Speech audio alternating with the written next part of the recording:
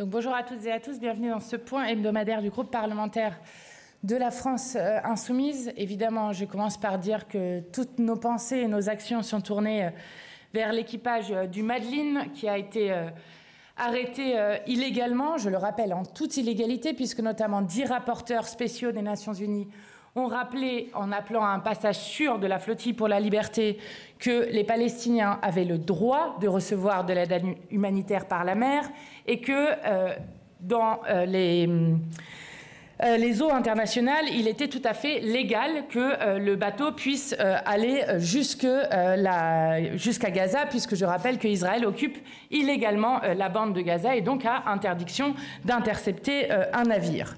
Il est particulièrement honteux que la France et Emmanuel Macron n'aient pas eu un seul mot pour condamner cette arrestation illégale. Et je rappelle qu'il est inédit dans l'histoire du Parlement européen qu'une parlementaire européenne soit détenue illégalement par un pays étranger, sans aucun mot, là encore, de dénonciation. Il y a donc en ce moment même 4 Français, dont Rima Hassan, qui se trouvent en détention illégale à Givon, à Ramla. Et contrairement à ce qui est dit dans les médias, ce ne sont pas ceux qui ont refusé de rentrer en France, mais ils ont refusé de signer un papier qui, en plus de prononcer une interdiction de territoire de 100 ans du territoire israélien, mettait comme condition de reconnaître une entrée illégale sur le territoire, ce qui est évidemment absolument faux. Nous redisons donc que nous exigeons la libération immédiate et sans condition de l'ensemble des militants du Madeleine et que nous exigeons que la France et le gouvernement français fassent respecter non seulement notre pays, mais le droit international.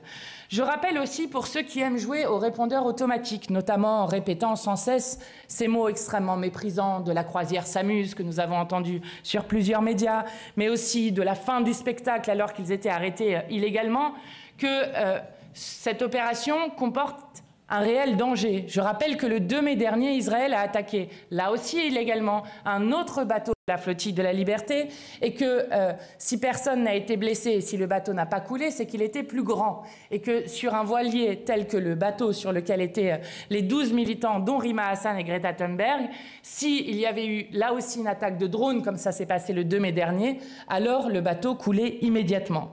Et je rappelle aussi, puisque certains semblent l'oublier, qu'en 2010, une opération similaire avait là aussi donné lieu à des tirs, avec 9 militants qui avaient été tués, avec notamment des balles dans la nuque, et qu'il y avait eu à ce moment-là plusieurs blessés. Donc je veux d'abord dire que nous saluons leur courage immense, et que les militants du Madeleine, et notamment Rima Hassan, eurodéputée insoumise, ont fait plus en quelques jours que ce que Macron et les gouvernements européens ont fait en 20 mois de génocide. Je rappelle aussi que l'objectif de la flottille et du bateau est de briser le blocus illégal de Gaza avec un génocide qui continue maintenant depuis 20 mois et une famine qui est utilisée comme arme de guerre avec un blocus total et des images absolument insoutenables. Et encore ce lundi, 13 personnes qui ont été tuées dans des distributions alimentaires qui deviennent des pièges mortels. Ça ne devrait pas être des militants qui devraient avoir à briser ce blocus, mais comme l'a rappelé la rapporteure spéciale au territoire palestinien, des marines nationales qui devraient le faire. Et je veux saluer là aussi les peuples qui, eux, sont à la hauteur de l'histoire, notamment en se mobilisant partout dans le monde et particulièrement en France hier avec 150 000 personnes qui, dans 200 mobilisations, se sont mobilisées pour appeler à la libération immédiate de l'équipage de Madeleine, mais aussi pour appeler à la reconnaissance de l'État de Palestine alors que Emmanuel Macron est en train de tergiverser sur cette question, pour appeler à un embargo immédiat sur les armes.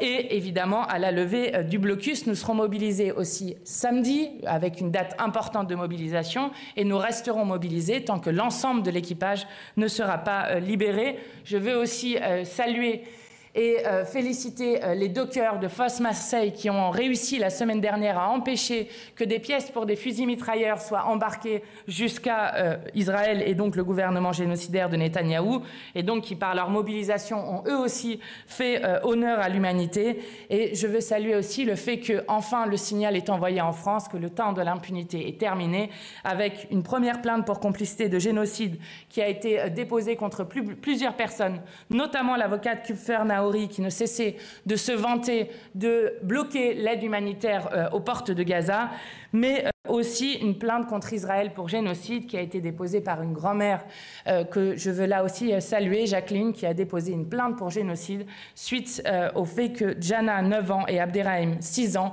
ont été tués par l'armée génocidaire, qui sont donc des enfants franco-palestiniens, dont je rappelle juste que nous avions demandé au moment où il y avait eu un hommage pour les franco-israéliens, qu'il y ait aussi un hommage aux franco-palestiniens et que nous n'avons jamais eu de réponse sur cette question, comme nous n'avons jamais eu une seule minute de silence dans cette Assemblée pour les franco-palestiniens ou pour les Palestiniens, alors que nous l'avons de maintes fois demandé. Donc nous continuons évidemment à rester pleinement mobilisés sur cette question et à rester mobilisés aux côtés du peuple palestinien qui continue de subir le génocide. Je le dis d'autant plus qu'en ce moment a lieu le sommet pour l'océan et que nous avons un gouvernement français qui ne cesse de se targuer de faire respecter le droit de la mer et le droit international, mais qui est incapable de dire un mot lorsqu'un équipage est arrêté illégalement, comme cela vient de se passer en Méditerranée. Et j'en profite pour redire que nous avons, nous, Insoumis, fait quelque chose qui, je crois, contribue fortement à ce sommet sur l'océan et à la politique internationale de la France, en faisant voter à l'unanimité, sauf l'abstention du Rassemblement national, une résolution le 2 avril 2025, donc le 2 avril dernier, qui a été portée par Pierre-Yves Cadalin et qui visait à ouvrir une université des Nations Unies sur l'océan, qui serait le premier institut des Nations Unies sur l'océan dans le monde, avec la possibilité d'une unité en Polynésie, donc qui serait là aussi le premier institut des Nations Unies dans le Pacifique Sud et qui serait un signal fort de défense des sciences et du multilatéralisme à l'heure où elles font l'objet de nombreuses attaques. Je veux aussi signaler quelque chose qui s'est passé la semaine dernière, qui est passé un peu inaperçu et qui est pourtant extrêmement important. C'est un coup d'arrêt très fort à l'autoritarisme de ce gouvernement à Bure, puisque à Bure, après 8 ans de harcèlement policier et judiciaire contre les militants qui luttent contre l'enfouissement des déchets nucléaires pour 100 000 ans, donc la poubelle nucléaire de Bure, après 16 années d'écoute cumulée, 85 000 conversations interceptées, des mobilisations de moyens antiterroristes, notamment des mises sur écoute, mais aussi des balises sur des véhicules, une association de malfaiteurs, eh bien, la justice a rendu son verdict final. 0 charge retenue, 0 coupable, relax général pour l'ensemble des prévenus sur l'ensemble des accusations qui pesaient encore sur elles et eux. Bure a été le laboratoire de la criminalisation de la lutte écologiste. Eh bien, je le dis, les malfaiteurs ne sont pas du côté de ceux qui luttent pour l'intérêt général. Et désormais, il revient au gouvernement non seulement d'en finir avec un projet archaïque d'un autre siècle, qui est celui de la poubelle nucléaire, mais il revient aussi à ce gouvernement d'arrêter la répression qui est faite contre les militants écologistes. Je rappelle que Michel Forst, qui est le rapporteur spécial sur l'environnement de l'ONU, disait que la France était devenue le pire pays d'Europe sur la répression des militants écologistes, en pensant évidemment à Sainte-Soline, à la répression contre les militants contre la 69, ou encore la tentative de dissolution des soulèvements de la terre. Et nous serons, nous, présents le 20 septembre pour fêter la fin de cette mascarade et continuer la lutte pour une large manifestation d'opposition au projet CIGEO à Bure. Je termine par dire que je serai, moi, cette semaine en Martinique avec notamment Jean-Philippe Nilor, député martiniquais insoumis, pour des assises populaires contre la vie chère qui auront lieu donc du 12 au 14 juin. J'y serai évidemment aux côtés d'autres élus, mais aussi du RPRAC, vous savez, avec cette mobilisation de plusieurs mois contre la vie chère, mais aussi de syndicats, d'universitaires et d'associations de consommateurs. Vie chère qui, aujourd'hui, pourrit au quotidien la vie des habitants des territoires dits ultramarins, avec en moyenne des prix 40% plus chers, quand ce n'est pas 80 ou 120% selon les produits. Nous aurons donc des discussions intéressantes pour prendre des initiatives contre ce que a été souvent expliqué comme étant la profitation. Et donc, ça sera la fin de cette semaine, en plus évidemment de participer aux différentes mobilisations pour le peuple palestinien et pour la libération immédiate et sans condition de l'équipage de la Madeleine. Je vais laisser la parole à François Pigmal sur la rénovation énergétique. Bonjour à toutes et tous. Est-ce que vous savez combien de degrés il fera demain ? Parce que je vois qu'il y en a qui sont déjà en t-shirt. 38 degrés le 11 juin. Bon, et ça se cumule dans le temps, ces températures qui sont anormales par rapport à ce qu'on a vécu il y a plusieurs années. Et 38 degrés, pour les supporter, ça dépend le logement qu'on a. Et justement, vous savez qu'il y a la suspension de MaPrimeRénov', et on va interroger le gouvernement dessus incessamment sous peu, parce que cette suspension interroge alors que un Français sur 7 habite sur un territoire qui va être exposé à plus de 20 journées anormalement chaudes d'ici 2050 et que 93% du parc bâti sera, lui, exposé à un risque fort ou très fort lié aux vagues de chaleur si on est dans la perspective d'un réchauffement de 4 degrés. Les raisons pour lesquelles le gouvernement annonce la suspension de la prime Rénov' sont de deux ordres. Un afflux de demandes, ce qui est plutôt une bonne nouvelle pour un dispositif qui, au début, était assez imparfait, mais qui a vu tripler la demande, notamment en 2025. Et deux, le fait qu'il y aurait une augmentation des fraudes. Alors, nous, on est conscients de ces deux choses. Simplement, ce qu'on dit, c'est qu'au lieu de suspendre un dispositif qui, visiblement, est de plus en plus convaincant, pourquoi ne pas donner des moyens humains et matériels, justement, à ce dispositif pour à la fois répondre à la demande d'une part, et deuxièmement, lutter contre les fraudes. Il se trouve qu'on s'interroge également si ce n'est pas la volonté de coupe budgétaire et d'économie qui se fait là sur le dos de la question de la transition écologique, mais aussi des populations qui sont les plus fragiles par rapport aux vagues de chaleur. Je pense à nos anciennes, à nos anciens, mais aussi les plus jeunes, nos enfants et les personnes qui ont des problèmes de santé et les sans-abri. Pour toutes ces raisons, c'est perdant pour la santé des personnes, perdant pour la transition écologique et perdant également pour le secteur du bâtiment qui a intégré le dispositif et qui va avoir nombre de ces chantiers mis en péril par cette annonce de suspension qui, je le rappelle, est indéterminée à ce stade. On ne sait pas jusqu'à quand elle aura lieu. Donc voilà, on tenait à alerter, à demander à ce que le gouvernement revienne sur cette suspension et remette en place le dispositif qui, certes, mérite encore d'être amélioré, mais en tout cas, certainement pas d'être suspendu. Je vous remercie. Adrien Chloé.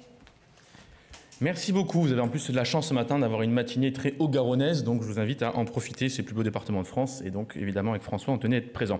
Alors, il y a 4 jours a été remis le dernier rapport du COR, le Conseil d'orientation des retraites. J'imagine que vous avez vu passer, il y a eu pas mal de vagues de commentariats. Bon, ce rapport est à peu près le même qu'il y a un an, mais en moins bien, puisqu'il est signé notamment par Gilles Berset. Et l'intérêt n'est pas dans le texte, parce que le texte lui-même, finalement, confirme un ensemble de connaissances déjà largement établies, que la réforme des retraites n'a rien changé au déficit prévu à l'horizon 2030, 6,6 milliards, ce qui représente 1 point de cotisation patronale, pas grand-chose. Vous n'apprendrez rien non plus des hypothèses de plus en plus absurdes qui sont mobilisées sur le solde migratoire par exemple ou sur le pouvoir d'achat. Non, ce qui est intéressant, c'est la nouvelle fonction qu'occupe le corps dans l'appareil d'État et dans la lutte idéologique.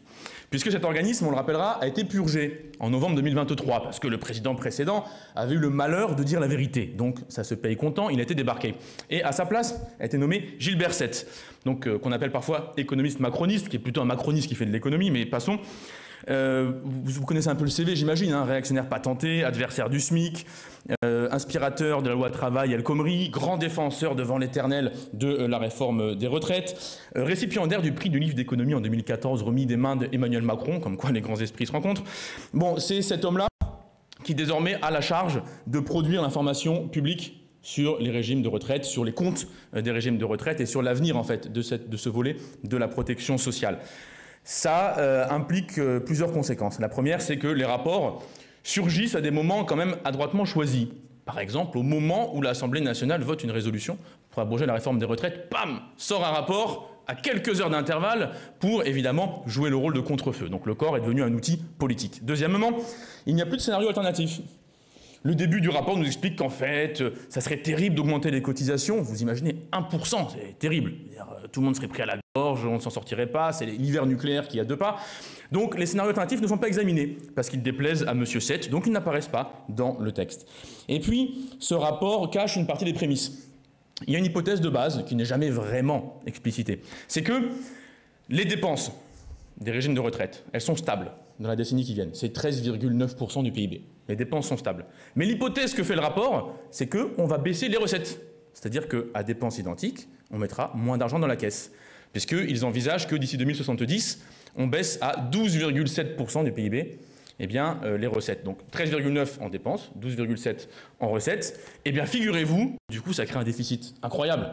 Donc on a vraiment un rapport fait visiblement pour intoxiquer le débat public, qui ne dit pas ce qu'il fait et qui ne fait pas ce qu'il dit, et qui nous permet juste de réaffirmer ici que non, il n'est pas vrai que les régimes de retraite soient menacés. La seule chose qui les menace, ce sont les hypothèses comptables absolument détestables de M. Sett et ses amis, et que s'il faut vraiment trouver cet argent-là, eh bien on a le choix. Un point de cotisation patronale, c'est plus de 6 milliards dans la caisse. Alignement des assiettes des cotisations, par exemple, à l'épargne salariale, au stock options ou aux primes d'intéressement, c'est la même somme qui est rajoutée dans la caisse. Il y a des fonds dans ce pays qui ne sont pas mis à contribution des régimes de retraite, et la purge qu'a connu malheureusement le corps nous conduit à en faire un organisme aujourd'hui de propagande macroniste qui ne remplit pas la tâche d'intérêt général pour lequel il a été créé. Merci. Question.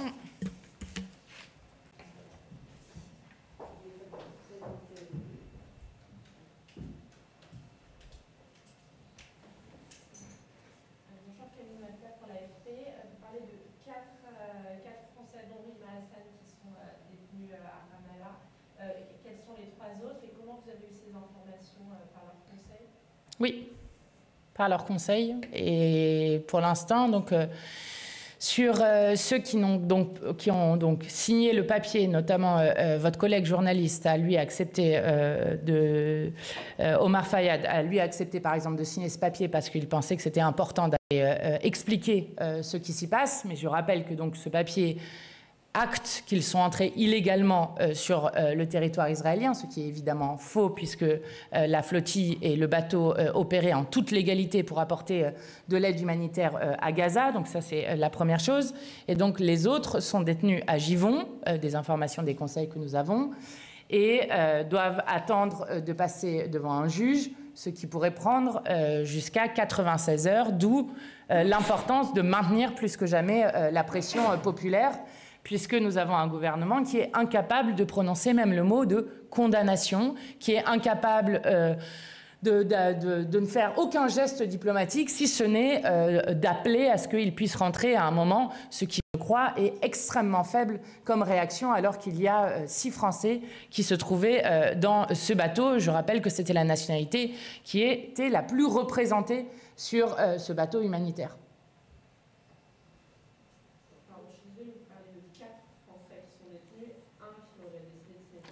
Je n'en sais pas plus sur les noms, donc j'en resterai là.